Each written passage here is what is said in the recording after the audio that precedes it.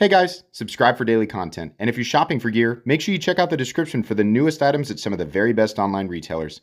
There's also links for some of the items that I personally recommend. Thanks! What's going on YouTube? Metal Complex here, and today I've got another super cool Spyderco knife unboxing to share with you guys. I didn't necessarily plan for the absolute explosion of Spyderco content.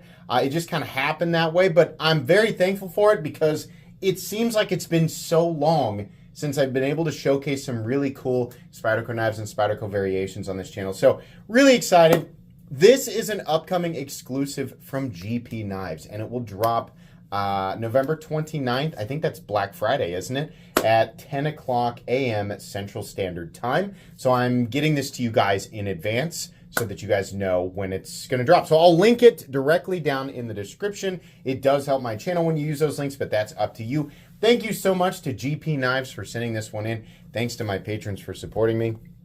What do we have here? Well, first of all, we got some stickers here. I want to get these out. We got a little Thanksgiving turkey there. That's nice. That's great. Got a couple of them. And then, of course, the GP Knives logo. If you guys don't shop at GP Knives, I would add them to your rotation. They definitely do have some cool stuff. And some of the more interesting and lesser known Spyderco variations and exclusives, I feel like people sometimes forget. There's been some awesome Spyderco exclusives from GP Knives. Definitely worth checking out. So they'll be linked down there as well if you want to take a look. What do we have here? We definitely have a weird one. A model that everyone is familiar with. Arguably the evergreen of evergreens, which would be the Spyderco PM2. We have a very interesting variation of it. Look at that texture pattern. They call this the brick texture pattern. Huge fan of this. If this was GP Knives, if this was your guys' idea, huge thumbs up, because every single Spyderco that releases, especially when we're looking at the flagship stuff like the PM2, it's the same peel ply texturing, no pattern. This spices this up, right? Spyderco obviously is not necessarily incredibly interested in evolving their flagship models like the PM2. They definitely like the idea of doing sprints and exclusives and things like that, which this is, but it's so nice to get something just a little bit different. I really, really like that. Kind of a Lego Tetris texturing. It's just cool, right? You still have the standard peel ply texturing there, but it looks good. I also love the combination of the gray and the black. So what do we have here? We'll get that card out here in just a second. What we have is a Spyderco PM2 in DLC CPM Rex 76. You guys kept asking me about Rex 76 here recently on live streams and in the comments, and I was like, what are you talking about? I don't know what Rex 76 is. I've never heard of this. So, listen, I'm gonna get the card out and read what Spyderco has to say about it. I'm also going to, I found an article on Laren Thomas.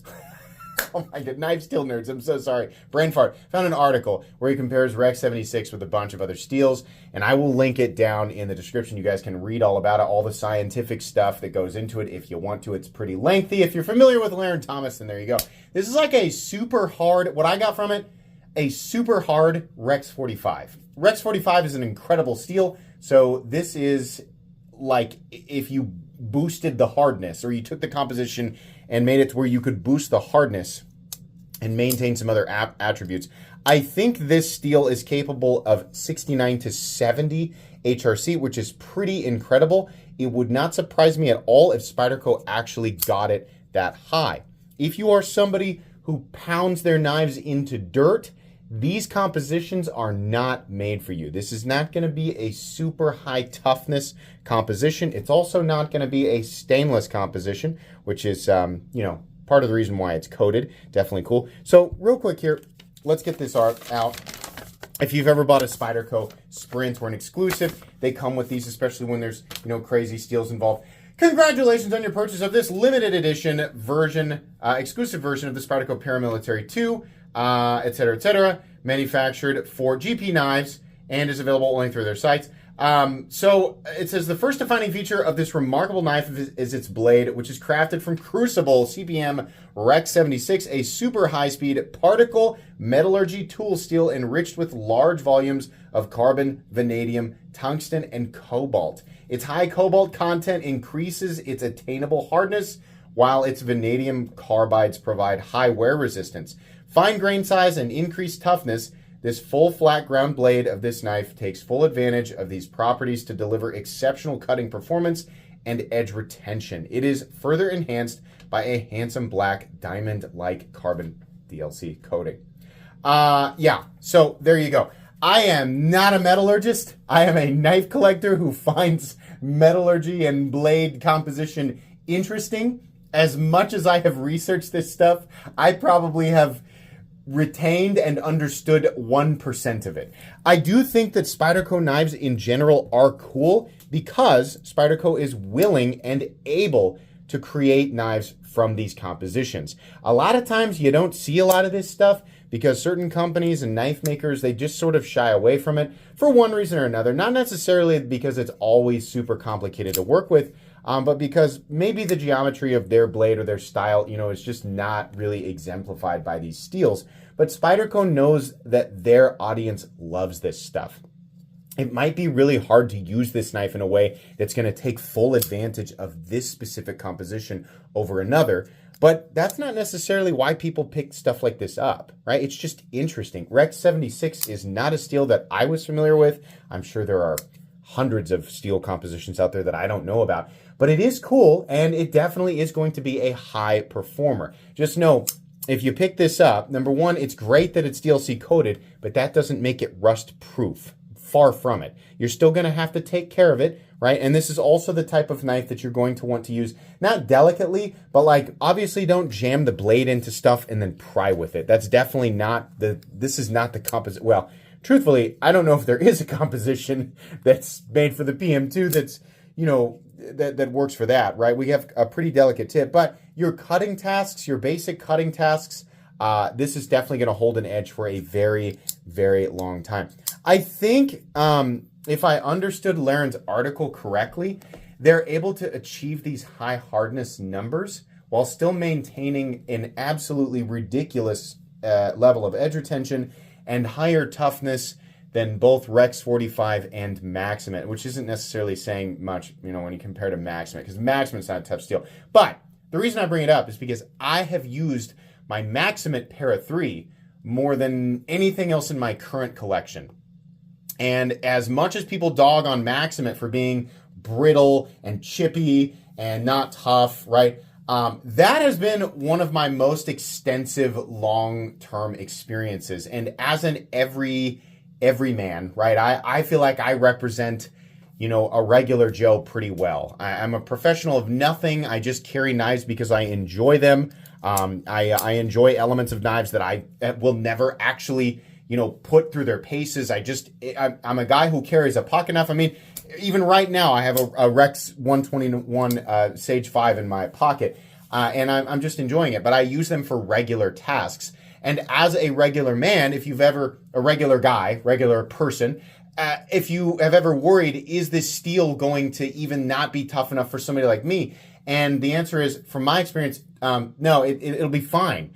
Maximate has been fine for me and has held an edge forever. And I just don't really have to worry about it. It patinaed really, really quickly, but I never had an issue with chipping or anything like that. Now, if you take your knives out and you're beating on them and using them pretty hard, not necessarily abusing them, but you're just using them really, really hard, which there are plenty of people who watch my channel who use their knives much harder than me, but still use them responsibly. There are definitely optimized compositions, and I don't know if Rex 76 is going to be exactly the right thing for you.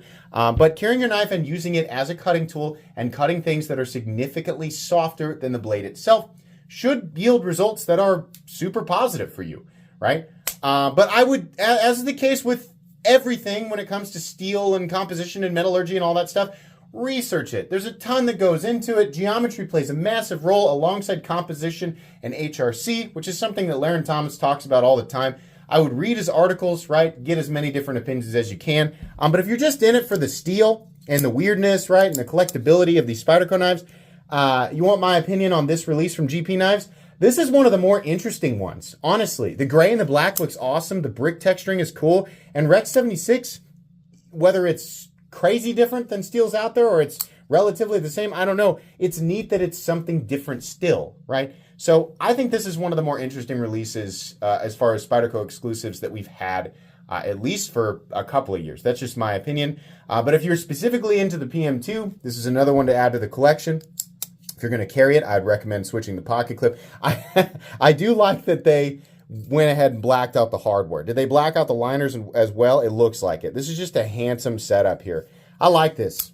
I will link this in the description, like I said.